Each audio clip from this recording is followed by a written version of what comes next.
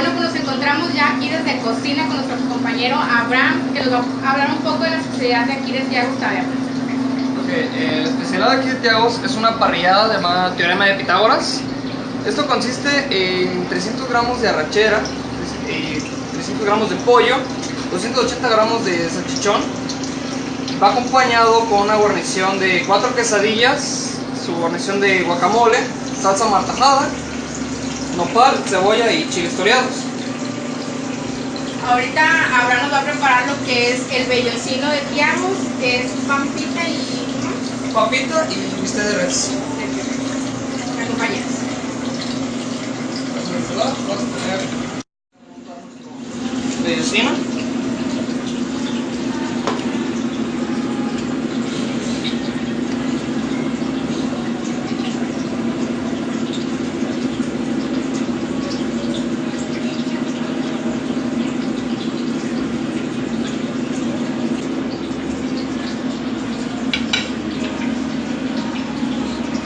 Vellocino de Tiagos. Bueno, pues aquí tenemos el resultado final del vellocino Tiagos para que vengan aquí a Tiagos Taberna en Plaza Gourmet. Agradecemos mucho a Abraham por preparar. Siempre a tu nivel, siempre.